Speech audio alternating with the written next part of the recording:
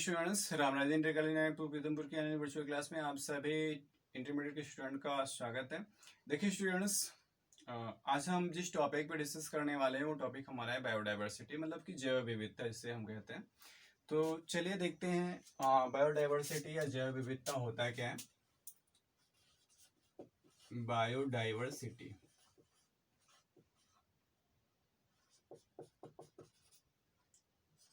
बोलते हैं जैव विविधता।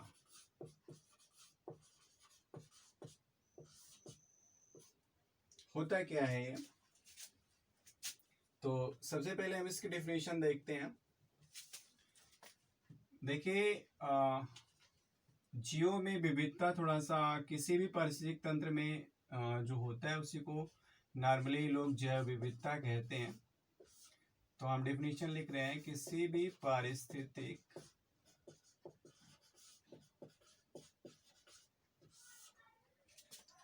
तंत्र तथा जीवों में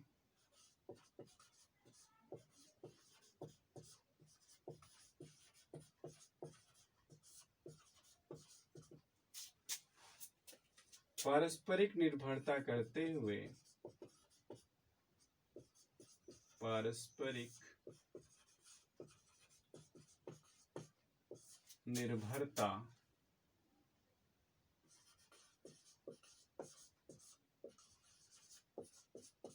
करते हुए पादपों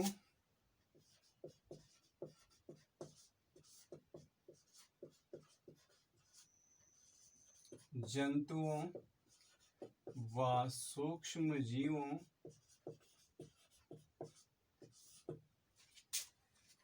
की आकृति एवं आकार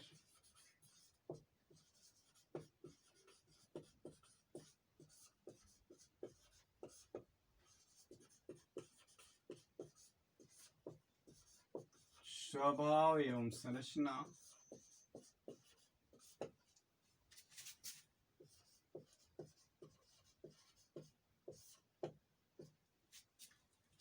तथा अन्य लक्षणों में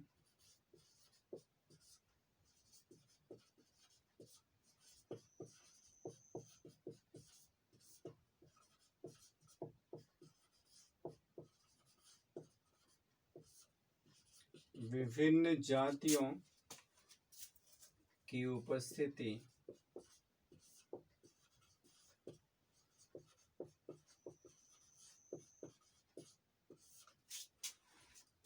को जैव विविधता कहते हैं।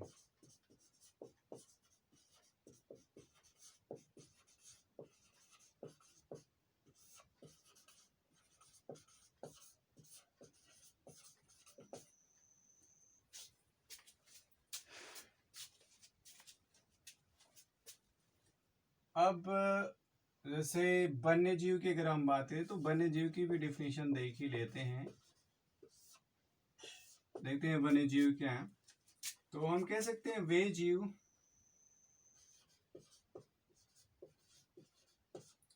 जो अपने प्राकृतिक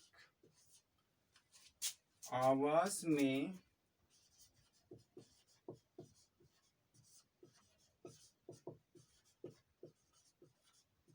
बाह्य परिवर्तन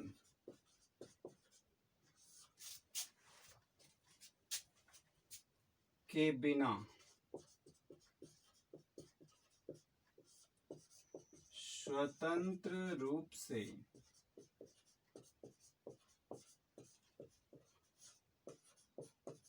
निवास करते हैं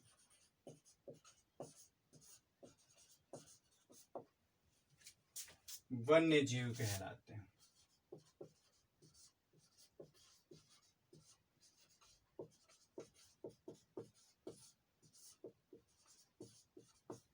और स्टूडेंट्स, कुछ इंपॉर्टेंट चीजें मुझे और याद आ रही हैं, जैसे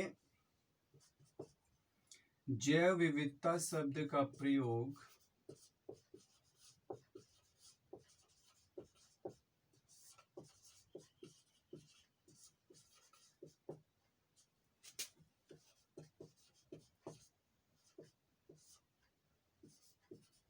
सर्वप्रथम रोजन ने किया था,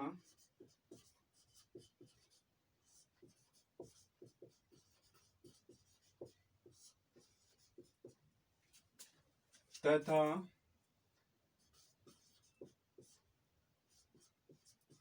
एडवर्ड ओ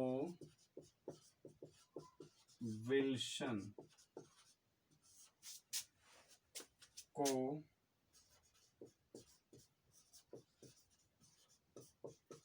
जैव विविधता का जनक कहते हैं। अब अगर भारत के जैव विविधता की बात करें तो देखते हैं भारत की विविध जलवायुगत एवं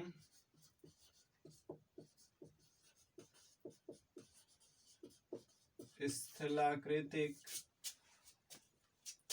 विभिन्नताएं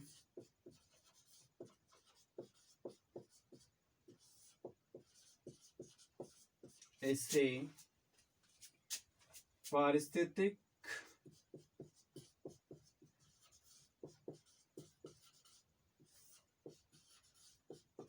विभिन्नताओं से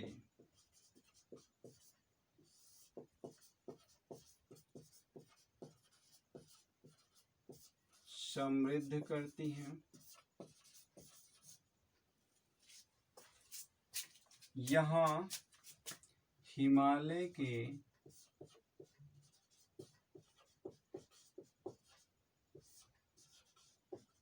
शीतोष्ण परितंत्र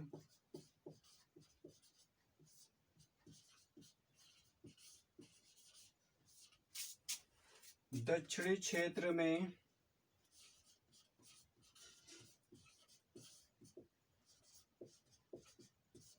उष्णकटिबंधीय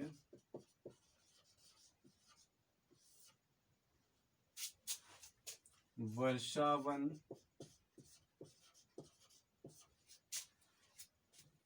मध्य में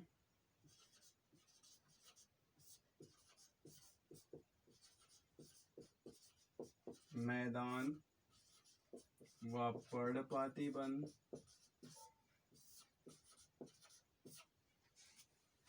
पश्चिम में मरुस्थल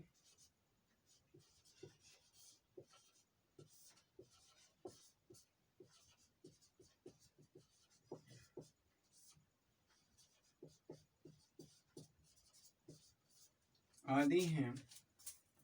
यहाँ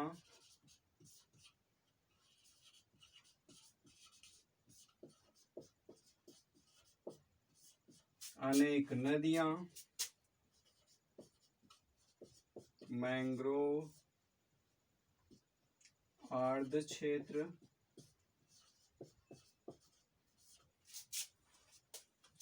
व बड़ी तटीय रेखाएं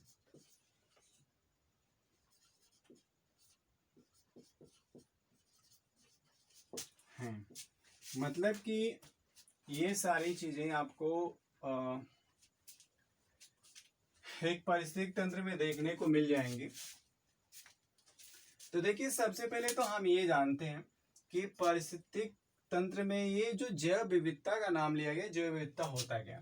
देखिए, किसी भी पारिस्थितिक तंत्र तथा जीवों में पारस्परिक निर्भरता करते हुए, मतलब एक दूसरे पे डिपेंड रहते हुए पादपों, जंतुओं व सूक्ष्म जीवों की आकृति एवं आकार, मतलब जो भी पौधे हैं, वनस्पतियां हैं, जो भी जीव हैं या जो सूक्ष्म जीव हैं, उनकी आकृति, आकार, स्वभाव, संरचना तथा अन्य लक्षणों में विभिन्न जातियों की उपस्थिति को हम जैव विविधता कहते हैं। अब जैसे सब तो एक ही प्रकार के होंगे नहीं, इनमें तो विविधता पाई ही जाएगी, मतलब अलग अलग टाइप के तो होंगे ही। तो जब अलग अलग टाइप के होंगे तो जीवों में यही जो विविधता पाई जाती है, जो विभिन्नता पाई जाती है, जो अलगाव पाया जाता है, जो अलग अलग लक्षण पाए जाते हैं, इसे ही हम जैव विविधता का नाम देते हैं। आगे वन्यजीव को डिफाइन किया गया, वे जीव जो अपने प्राकृतिक आवास में बाह्य परिवर्तन के बिना स्वतंत्र रूप से निवास करते हैं, वन्यजीव कहलाते हैं। तो मतलब कि वे जीव जो अपने प्राकृतिक आवास में, मतलब जैसे हम लोग घर में रहते हैं, तो अब घर तो हमारा प्राकृतिक आवास है नहीं, मनुष्य द्वारा बनाया गया है। अगर हम प्राकृतिक आवास में होते, मतलब कि नदियों में, पहाड़ों में, जंगलों में, या प्रकृति द्वारा जो भी निर्मित है, अगर वहां पे हम रहते तो हम भी, हमारा आवास भी प्राकृतिक आवास कहलाता। तो जीव तो मतलब जैसे जानवर होते हैं, तो वो तो अपना प्राकृतिक आवास मतलब कि जंगल में विचरण करते रहते हैं, जंगली जीव, तो इसीलिए उन्हें वन्य जीव कहा जाता है। वे जीव जो अपने प्राकृतिक आवास में बाह्य परिवर्तन के बिना ही अपने आवास में कोई परिवर्तन नहीं करते हैं, स्वतंत्र रूप से निवास करते हैं, उन्हें वन्य जीव कहा जाता है। वे स्वतंत्र रूप से वन में विचरण करते रहते हैं।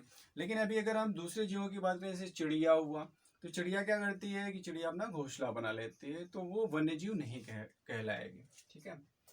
जैव विविधता शब्द का प्रयोग सर्वप्रथम रोजन ने किया था, बहुत ही इंपॉर्टेंट चीज है। जैव विविधता शब्द का प्रयोग सर्वप्रथम रोजन ने किया था, और फादर ऑफ बायोडाइवर्सिटी कहा जाता है एडवर्ड ओ विल्सन को, मतलब कि एडवर्ड ओ विल्सन को जैव विविधता का जनक कहा जाता है। अब इसे भारत के विविध जलवायुगत